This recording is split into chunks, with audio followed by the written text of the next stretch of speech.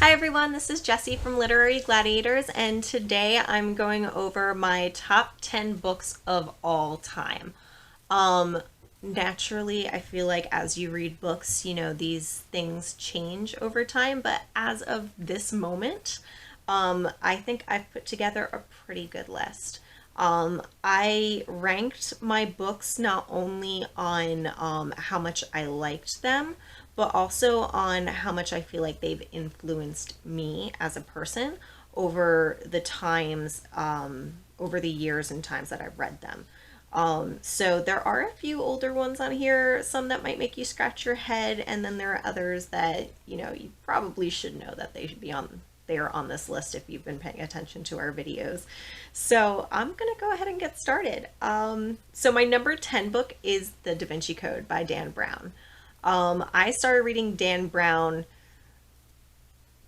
so many years ago, I can't even remember. I read The Da Vinci Code as a teenager and I loved it. I read it 7 times. I actually own multiple copies of it, including an illustrated version. The reason why I put it on my list is because I feel like when you read a book that many times and you get that much enjoyment out of it, you need to acknowledge it as a favorite book. I liked this book so much because it was the first time I really got into kind of, and I hate saying it this way, but like conspiracy theories. I wouldn't necessarily say I'm a conspiracy theorist, but I am going to go ahead and point out that this is the book that helped me learn to question what I'm told. Yeah, that's the best way to say it. I grew up in a household hearing, the stories about Jesus and, his disciples and who he was and who Mary Magdalene is and how everything happened. And then here comes a book that may or may not be true. Obviously, it's a fiction, but, like as a teenage mind, it was just, he questioned it. Are you allowed to question it? Like, what? So I had to put it on my top 10 because every time, you know, I think about the Da Vinci Code, I remember being 16, 17 years old, just questioning things and having my whole world just flipped a little bit. And it got me, really into learning before reciting, I guess is the best way to say it. So that's my number 10 pick. Number 9, I went with Wuthering Heights from Emily Bronte. I chose this book because at first I hated it.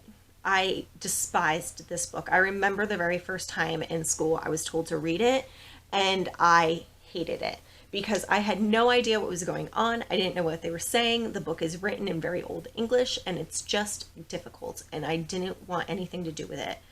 And then around the end of the school year, when we were having all the big tests,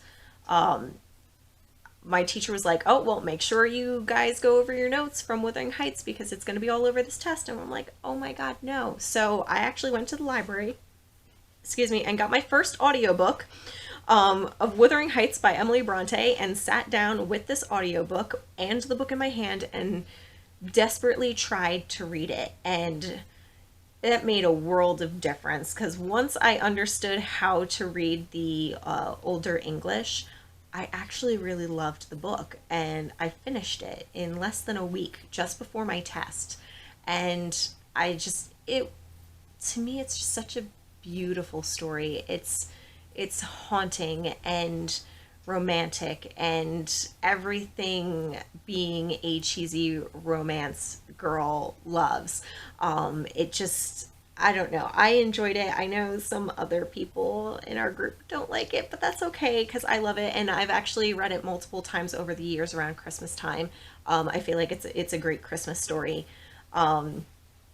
It just I didn't read it this year for Christmas or last year. I'm so behind, but yeah, no, it became my winter story to kind of snuggle up and read Wuthering Heights and read about the Moors and Catherine, and I don't know, I love Heathcliff, and it's one of my favorites. I've read it multiple times, and again, it's just one of those books that I feel like needs to be noted as a favorite because of how many times I've read it and that little story that goes along with it where I absolutely despised that book until I was able to understand it, and now it's one of my favorites. Moving on, number 8. This book is far lesser known. I think I've only maybe talked about it one time before. It's called Weed Flower by Cynthia, and I'm going to butcher her name, I'm so sorry, Kadohata. Kadohata, I think is how it's pronounced. I'm not sure. This was a book I read when I was much younger. I worked a lot in the library, and I ended up getting a pre-released copy of this book. And very short, quick, young adult book about a young Japanese American who lived here in America during the World War II time period just after Pearl Harbor, and how our government basically rallied up the Japanese Americans and put them in our own version of concentration camps. They weren't, and I probably should have chose a different word than concentration camp, because it was nothing like Hitler's concentration camps, but it was still a camp where these people were taken from their homes and they were put into these areas where they could be kept an eye on. And it's a fictional story about a little girl who was taken from her home and had to live with her family in these areas, and how life for her changed. Again, it's a very short book. I would say maybe 200 pages at most.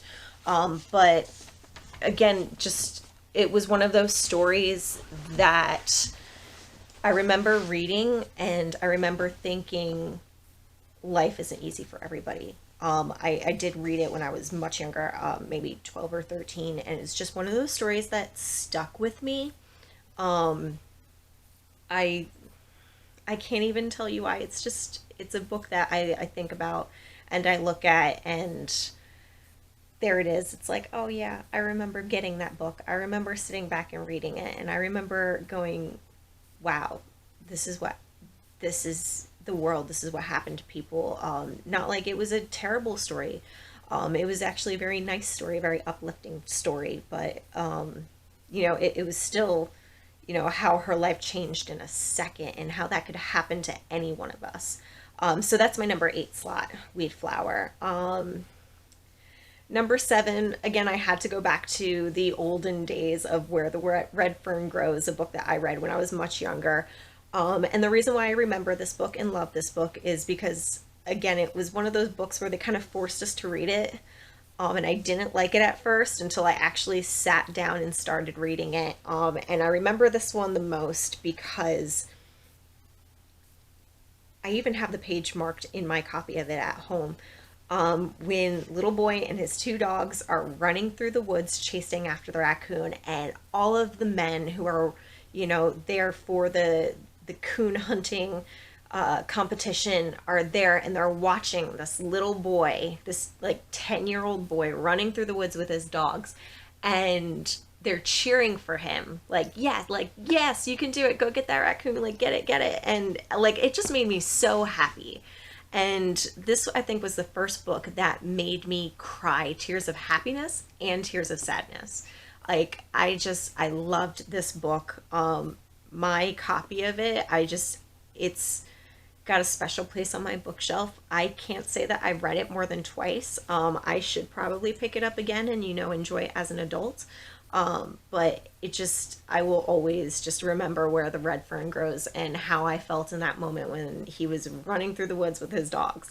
And how sad I felt when I can't, no, I'm not going to talk about it. I'll start crying.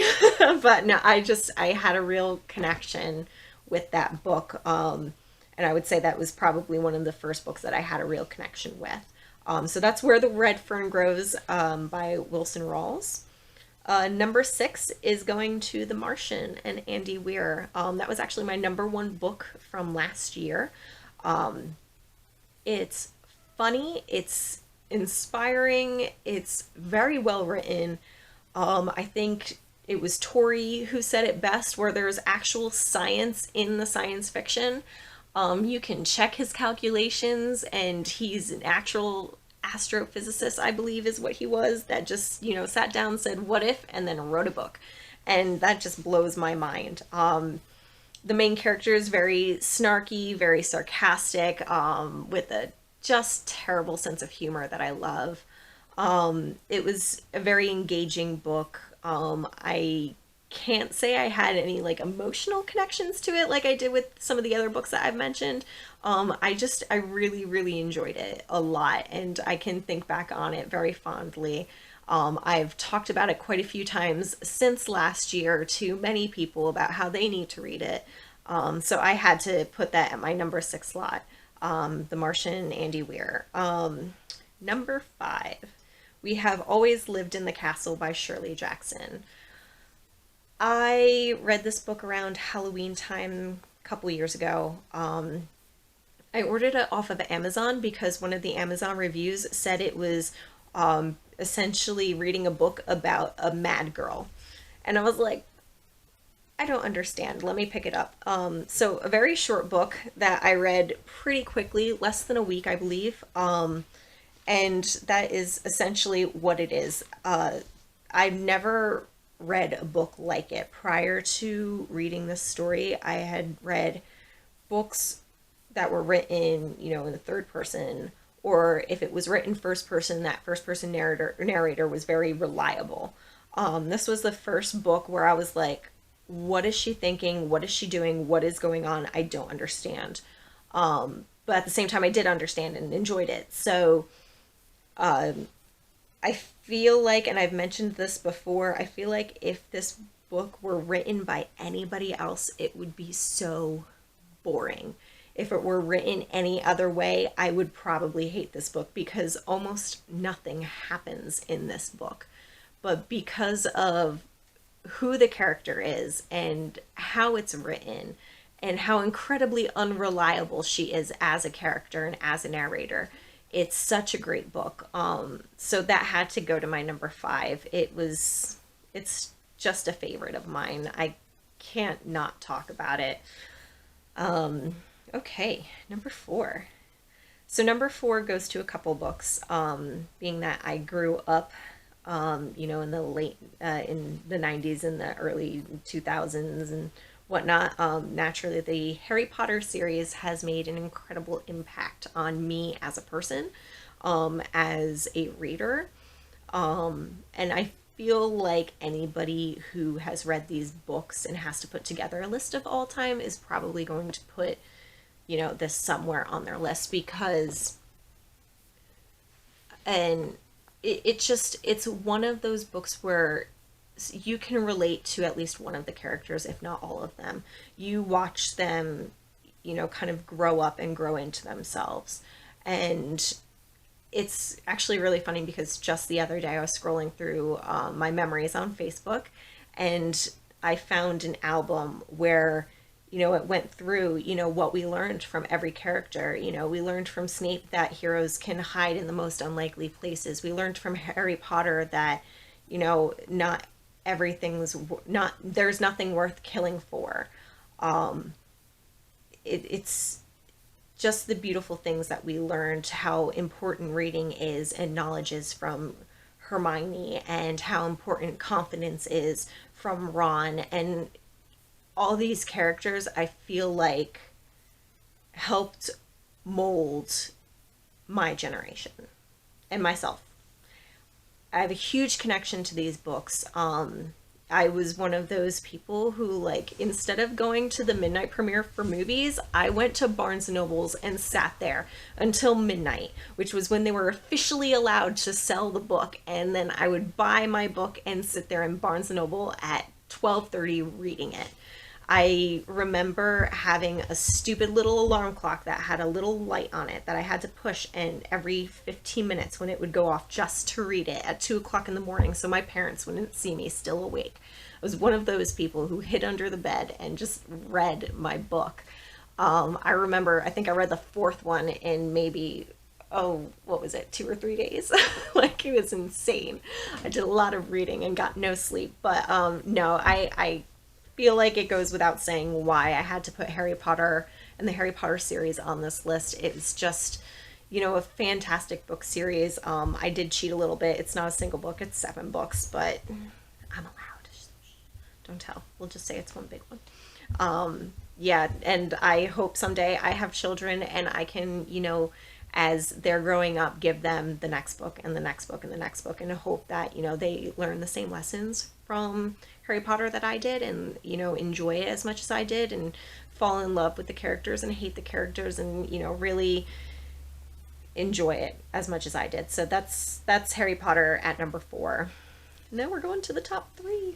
So this, I feel like my top 3 list, very difficult because all 3 of these books I can honestly say that I adore, legitimately adore. I don't even know how else to say it. They are fabulous books, and I can't even believe they're my top 3 because they sound really boring, but they're not. So my number 3 spot goes to The Terror by Dan Simmons.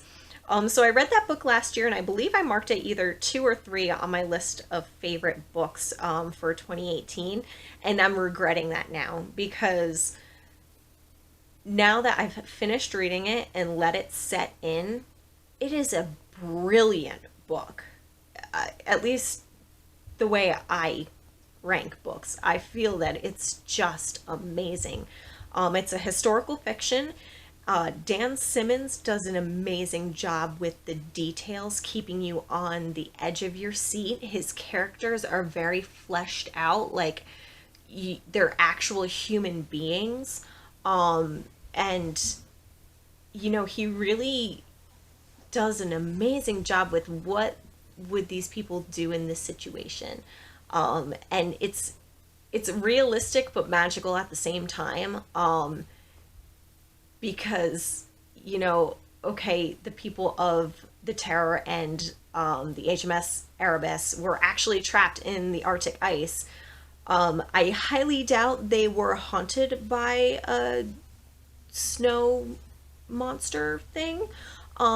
I feel like that's where the fiction comes in, but these people were actually trapped, and he did have to, sit down and, okay, how would this be handled? How would this be handled? How would this be handled? And what would these people do? And how would this have happened? And then throws in this snow monster bear thing.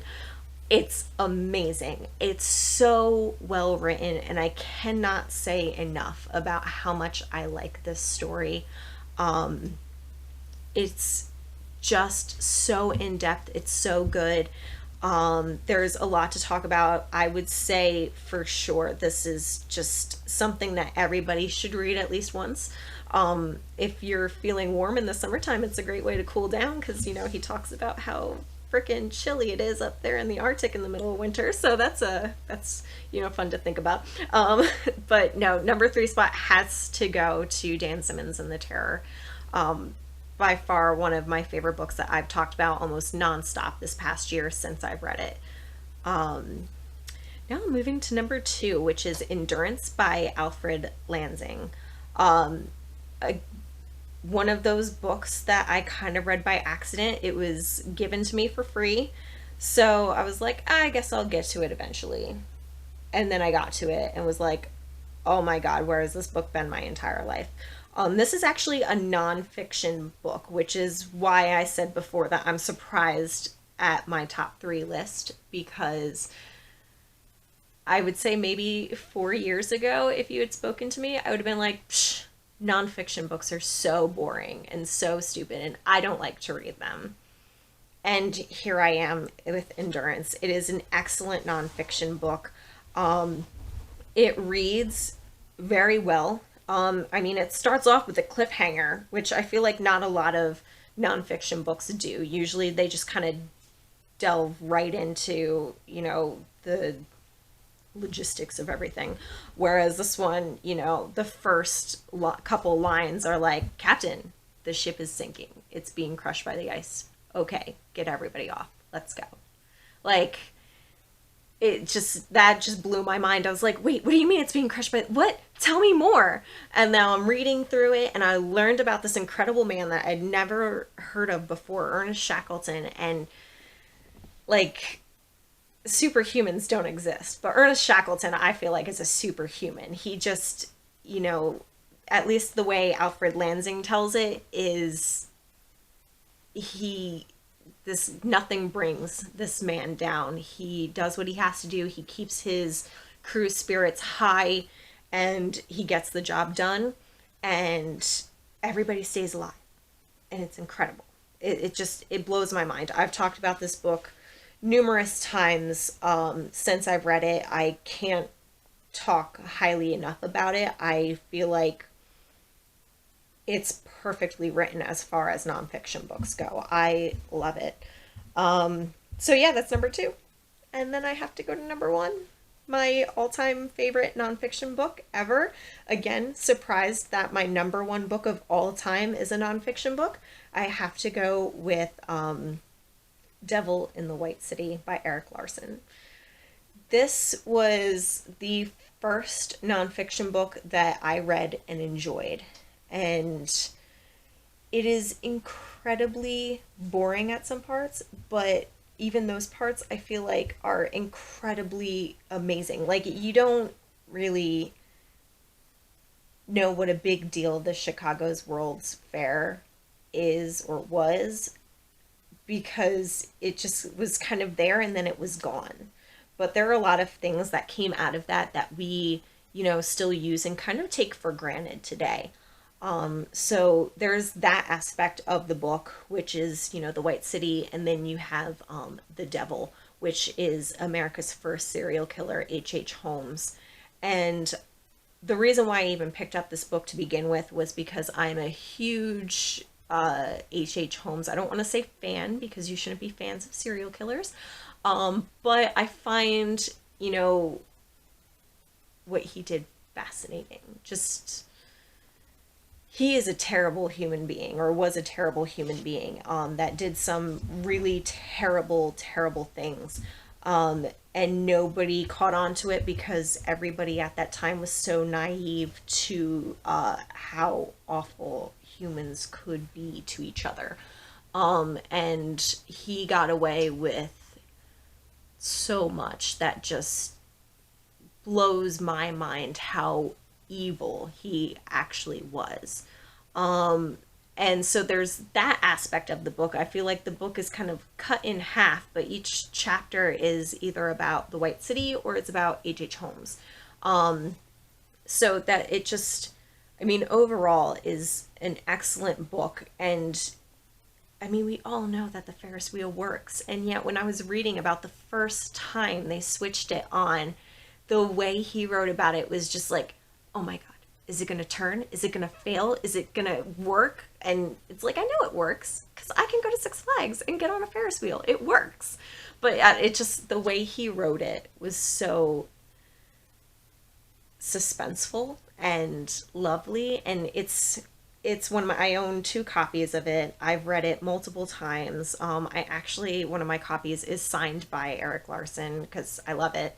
And it's so pretty. I should have brought that so I could show it off. And actually one of my favorite book quotes of all time is from this book. And I feel like that's another reason why I had to put it at number 1. And it's not even a book quote. It's an actual quote. But that somebody said, but he puts it in the book, and I feel like it's very inspiring. It says, being broke didn't disturb me in the least. I had started with nothing, and if I found myself with nothing, I was at least even. Actually, I was much better than even. I had had a wonderful time.